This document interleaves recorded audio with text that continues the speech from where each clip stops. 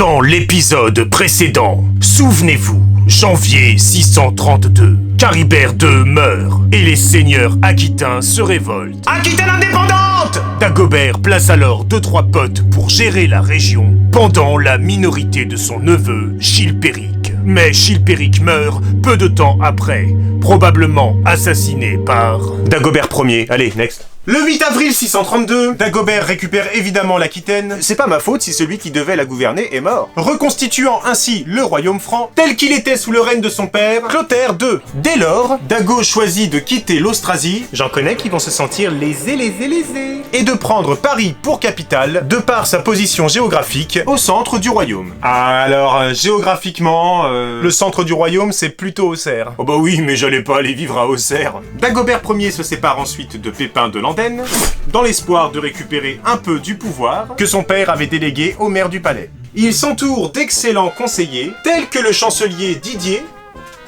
Beaucoup trop de blagues dans cette apparition. Le référendaire et gardien du sceau royal d'Adon, Roty, canonisé sous le nom de Saint-Ouen. Parce que, comme disait mon oncle, c'est important de bien oindre le dadon. Ah, et aussi l'orfèvre Eligius, futur Saint-Éloi. Éloi, c'est le drame. Je crois que j'ai eu ma dose de jeu de mots pour au moins 4 heures. Avec leur aide, Dagobert Ier s'occupe en priorité des affaires intérieures du royaume, et son règne constitue une trêve heureuse dans l'anarchie mérovingienne. Ça veut dire plus de guerre? Il apporte une paix relative grâce à sa volonté d'unifier le gouvernement du pays. Ça veut dire plus de guerre? Ça veut dire plus de guerre. Vivement qu'il crève. Dagobert Ier entreprend un certain nombre de réformes. Faut bien qu'il s'occupe puisqu'il n'y a plus de guerre. Réformes pour lutter contre les revendications autonomistes de certains nobles. Vous vous souvenez de la pratique successorale du patrimoine?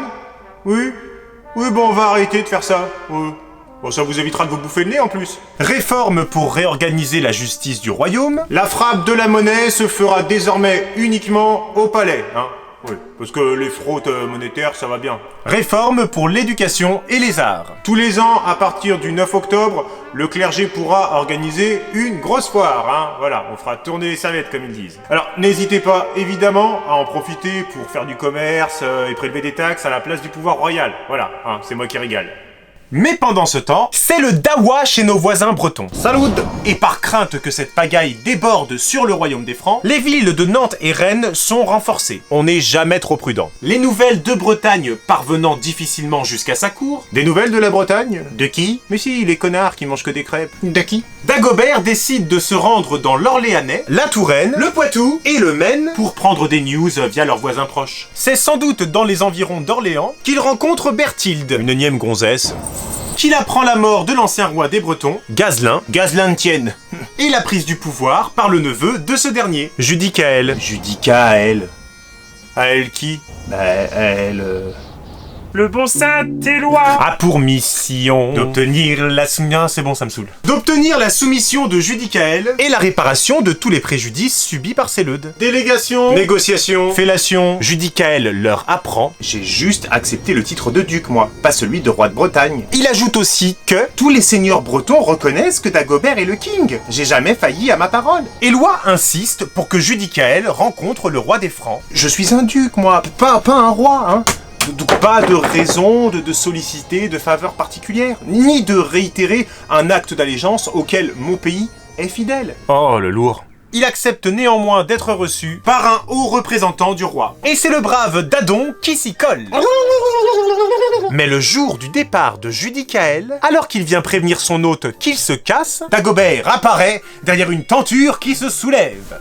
Surprise! Et donne l'accolade au duc pris de court. Ah, la tronchée! Puis se retire. Ah, sacré farceur ce Dago. Cette bonne entente entre la Bretagne et le royaume des Francs, non mais y a plus de guerre, permet de renforcer les liens entre les seigneurs bretons, des maths, qui peuvent devenir leudes de Dagobert, Fiscaléo, et les leudes francs. Oui, c'est ça. De plus, les riches francs peuvent s'installer en Bretagne et contribuer à faire vivre la région. Moi qui ai toujours rêvé d'ouvrir un stand de crêpes. des liens commerciaux secrets, notamment avec le développement des salines de Guérande et de Bourgneuf-en-Retz. Tiens, tu veux du sel dans ta crêpe? Et des manufactures de toiles à Vitré et Locronan. Ah tiens, prends cette croûte pour essuyer tes mains. Par l'intermédiaire des transports rapides, dits de cache-marée ou chasse-marée, Ou cache-misère. c'est-à-dire les voitures qui transportaient rapidement au marché les produits pêchés en mer, la Bretagne approvisionne de grandes villes telles que Paris. Tiens, et voilà du poisson frais. Les grandes villes bretonnes se développent et Brest devient un centre de construction navale Des bateaux de guerre. Nan. et un port de commerce. Des armes. Non. Le Mans devient un centre d'échange entre la Bretagne et la Neustrie, et des populations bretonnes s'installent dans l'Alençonnais et dans l'ouest sartois. Oh, c'est la paix. 632 toujours. Alors que Dagobert séjourne dans la vallée du Neckar, près du royaume Vende, il décide de proposer au roi Samo d'épouser une de ses filles, Notburge. I am not Burge, ok? Cherchez pas dans le dictionnaire, ça veut rien dire. Horrifié par ce mariage païen, Notburge se réfugie dans une grotte, de l'autre côté de la rivière. Quelle rivière? C'est quoi cette histoire? Irrité, le roi la retrouve et la saisit par le bras qui lui reste dans la main. Notburge reprend alors ses esprits Oui, c'est possible. et entend le bruit d'un être rampant. Un serpent? Un serpent qui s'avance et la remplit d'effroi. Ah, moi, c'est ça qui me remplit d'effroi, là. Mais qu'est-ce qu'ils ont fumé? Notburge jette alors ses yeux sur le reptile. Non, au figuré. Ah, je me disais aussi, ça fait beaucoup. Non, c'est possible. Et voit que sa tête est surmontée d'une couronne. Non, la tête du serpent. Oui, bah, c'est pas très logique. Et une herbe dans la bouche. Le serpent ou moi? De son regard, il fixe la plaie. Oui, enfin la plaie, ils sont mignons. Elle a un bras arraché, la meuf. Non, mais ça va, hein. Serpent divin, blessure guérie. C'est possible. Tu l'as eu où ton diplôme, toi? Désormais pieuse, Notburge obtient la conversion des habitants du lieu, qui n'avaient rien demandé à personne, et la grotte devint un lieu de pèlerinage. Et des récits religieux de ce genre sur Dagobert, Oui, enfin là, je fais de la figure. il y en a des tas, dont je vais vous épargner le récit. Au niveau politique, dur retour à la réalité. Dagobert développe les relations diplomatiques avec les pays voisins. Par exemple, en 633, un accord est conclu avec les Saxons pour qu'ils l'aident à protéger ses frontières des Slaves de Samo. C'est bon, mais je mangerai bien autre chose. Les Saxons acceptent de protéger le royaume franc en échange de 500 vaches. J'adore traiter avec les pécores.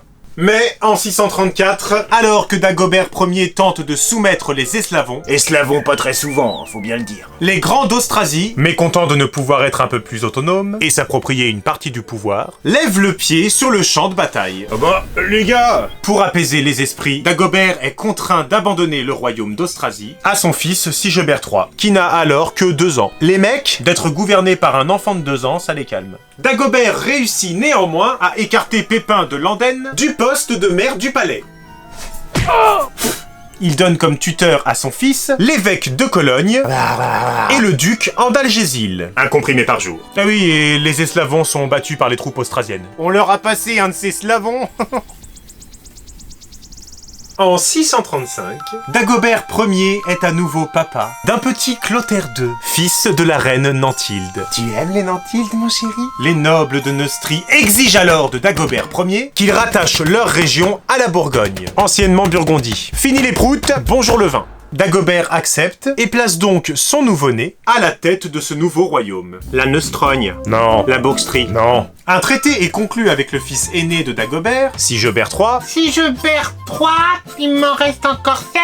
pour s'assurer qu'à la mort du roi, la Neustrie et la Bourgogne reviendront bien au cadet, Clovis II.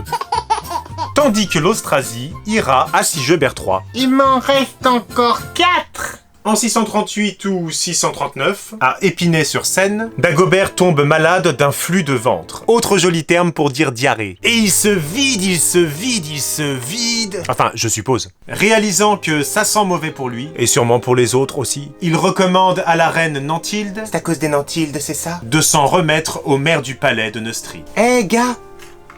Après moult bassines de merde, Dagobert, plus svelte que jamais, meurt le 19 janvier, à environ 36 ans. Ce mot, ça. Abonne-toi, partage, mets un pouce, Tape la cloche, petit inculte. Comme disait mon oncle, c'est important de bien voir dans le... Parce que c'est très... Parce que c'est très important de... Parce... Je suis un duc, pas un roi. Pas de raison de solliciter de faveurs particulières, et pas de raison non plus de réitérer un acte d'allégeance auquel j'ai déjà... voilà... Je suis un duc, pas un roi, hein. Alors, pas de raison de solliciter une faveur particulière. Je suis un duc, moi, pas un roi, hein. Donc, pas de raison de... de solliciter. Je suis un duc, moi, pas un roi, hein. Donc, pas de raison de solliciter quelque chose. Je suis un duc, moi, pas un roi, hein. Donc pas de raison de réitérer... Oh là là. Mais je suis un duc, moi, pas un roi, hein. Donc pas de raison de demander de faveurs particulières, hein, ni de réitérer un acte d'allégeance auquel mon peuple, mon pays... Merde. J'en ai marre.